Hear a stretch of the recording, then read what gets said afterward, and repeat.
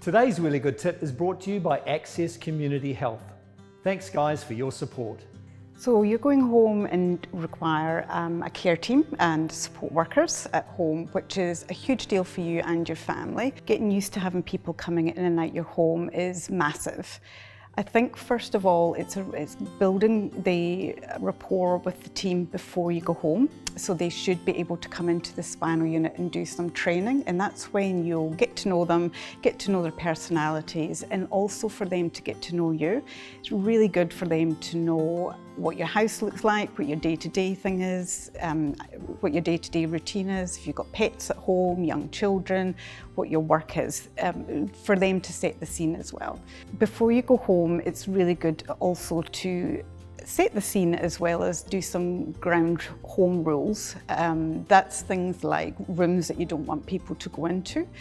It could also be rooms that the support worker can use for a break or for a sleepover, for example. Out of bound areas that you don't want them to be involved in. It's absolutely up to you to be able to do that.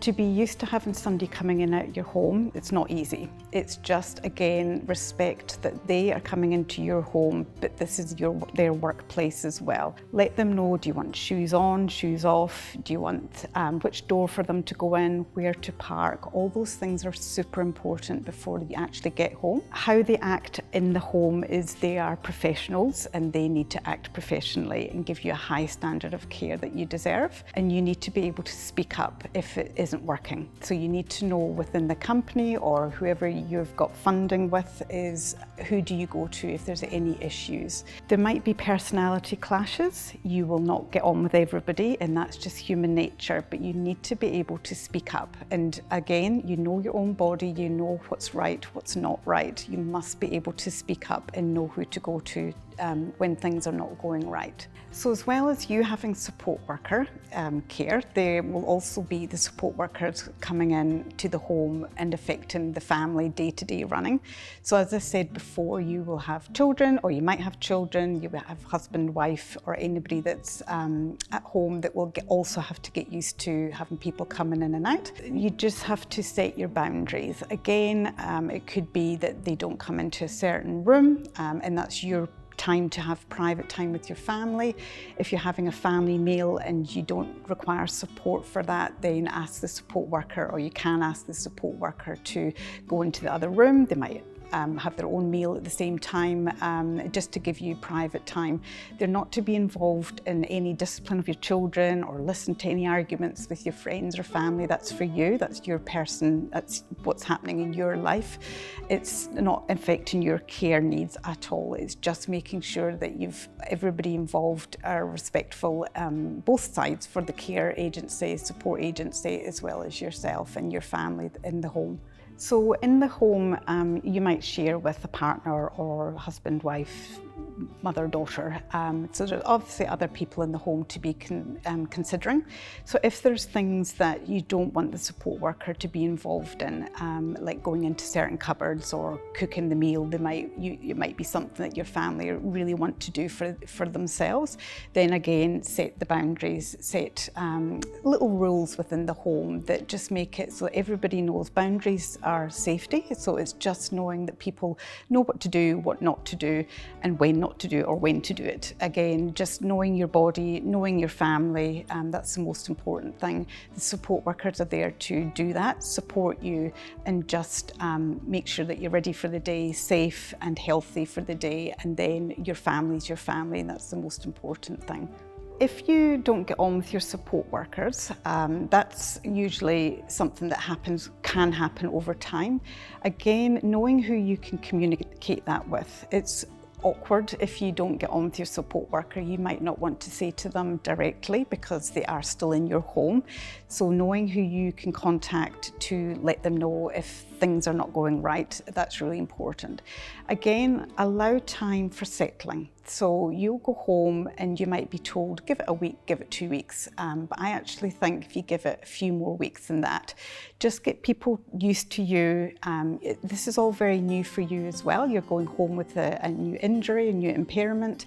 You don't know what you don't know either. You're both navigating the path of this home life, just allowing time for people to get to know your personality, your family's personality, your home, and the care needs that you need. But again, sometimes it just doesn't work. And I think just knowing who to go to is the most important thing, and being able to say that this is not working right and can you get a different support worker. Bearing in mind, support workers need some time to adjust hours. So if they're with you and maybe do a certain amount of hours with you, but it's not happening, it's not working for you, then they need time to find hours with someone else. So it might not happen overnight. So just bear in mind that there might be a bit of a time delay in removing that support worker, but it's really important that you do, because they might be spending quite a bit of time with you, so it'd be good for you to be able to get on with them on a day-to-day basis. When you go home and you need support work help, it's important to know what they're entitled to, as well as for them to have a comfortable working day. So they are entitled to breaks.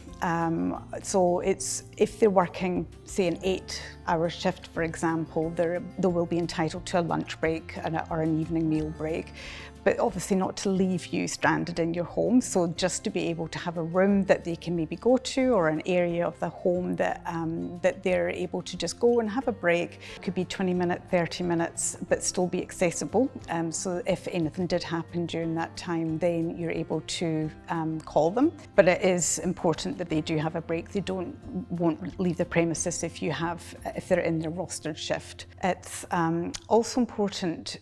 Yes, you've never been an employer, and this is all very new to you, but it is important to be quite respectful in how you explain your care needs. Again, what we mentioned before about when you're not feeling your best, you might come across a bit grumpy or snap orders or whatever. Believe me, just being able to talk clearly and the care needs that you need in a respectful manner, then it means that you're going to be able to have a good long-term relationship with your support worker.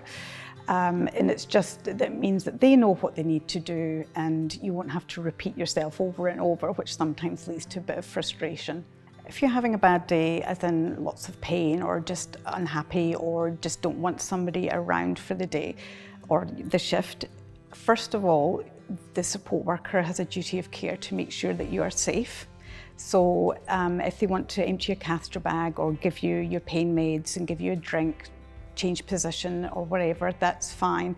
But just knowing that they're still within the home, so that when you're ready to get up or to carry on with your day, that they're able to be contacted. You're perfectly entitled to ask them to leave the room at that time and maybe just go and sit in another part of the house until you're ready to face the day. That's absolutely fine. When you go home, your privacy and confidentiality is very important. If you've got support workers through an agency, they all have done privacy training. There might be a communication book in the home that just talks about your care needs for the day and anything that has to be handed over to the next shift. This will be open and visible for any family members to see. So again, that's something you might want to communicate, that you might want in a separate room so your family doesn't see. People in the health sector, privacy and confidentiality is a top priority. If you feel your privacy has been breached, you need to be able to speak to somebody about that. That could be an advocacy service, it could be the reporting lines through your agency, or you can speak to your GP about that as well. If you live in a small town, again, there could be town gossip. It's very important to nip that in the bud.